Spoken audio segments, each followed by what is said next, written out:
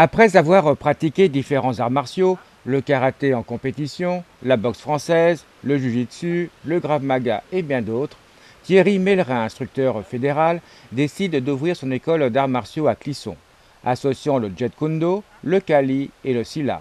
Des raisons bien particulières d'avoir choisi ces trois arts martiaux.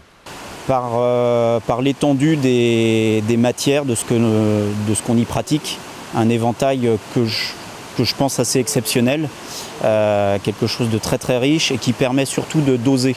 On n'est pas dans un pays en guerre et je trouve assez important de pouvoir doser selon les situations, d'être en mesure juste de se défendre gentiment et de pouvoir aller un petit peu plus loin si nécessaire, mais d'avoir vraiment ce choix, de ne pas être uniquement dans de l'agressivité, dans de la casse.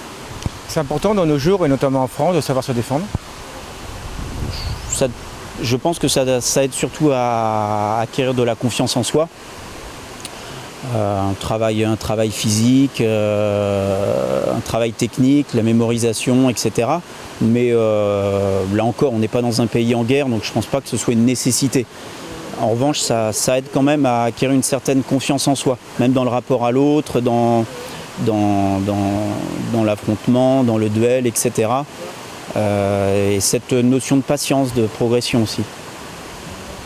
Alors, on va parler peut-être un petit peu comme des arts martiaux, les trois, le Jeet Kune Do, l'art martial de Bruce Lee, c'est ça? C'est ça.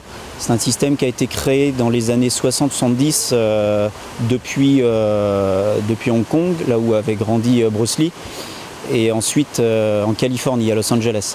Le Jeet Kune Do est né du Wing Chun Kung Fu, le style qu'il avait pratiqué avec maître Yip Man à Hong Kong.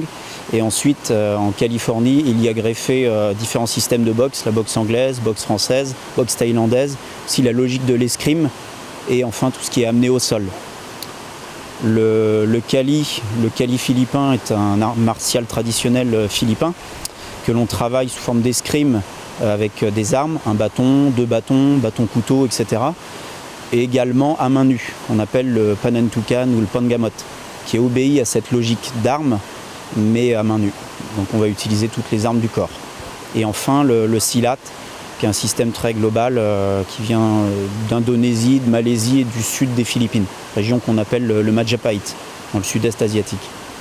Alors donc Bruce Lee mélangeait déjà tous les styles, je dirais à l'encontre un petit peu de ses maîtres à l'époque, puisque je crois qu'il y avait une polémique, ils n'étaient pas d'accord.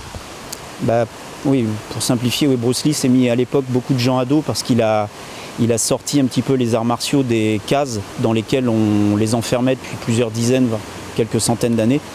Donc il a eu l'intuition et l'intelligence, à mon sens, de rapprocher beaucoup d'arts martiaux différents, selon des logiques communes.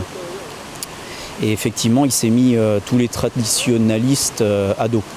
Mais en même temps, il a ouvert énormément de portes, il a, pour ainsi dire, révolutionné les arts martiaux. Parce qu'il a vraiment permis d'ouvrir des nouvelles voies non conformistes, mais qui ont donné ce qu'on connaît aujourd'hui.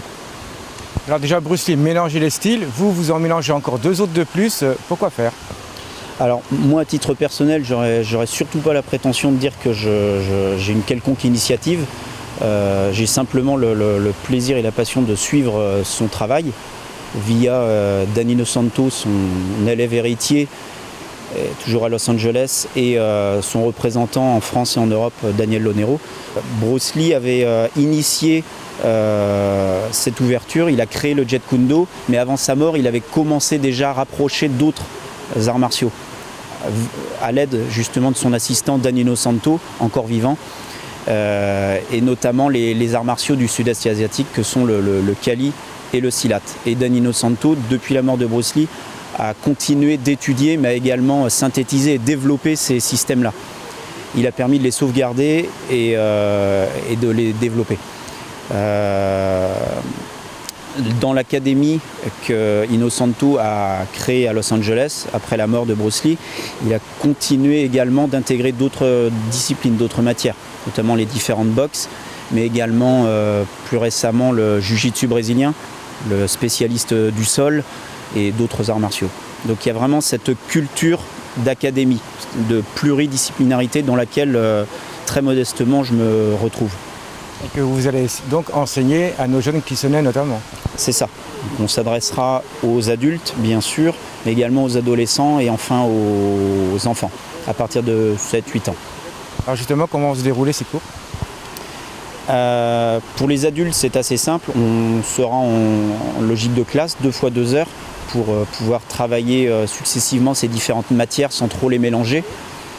Pour les ados et les enfants, on sera plus sur des ateliers un peu plus simples et ludiques, mais sans agressivité, plus pour développer des aptitudes. Les cours se dérouleront au Collège Immaculée Conception de Clisson dès le mois de septembre. Les lundis et jeudis, ouverts à tous dans la culture et l'esprit multidisciplinaire de Bruce Lee.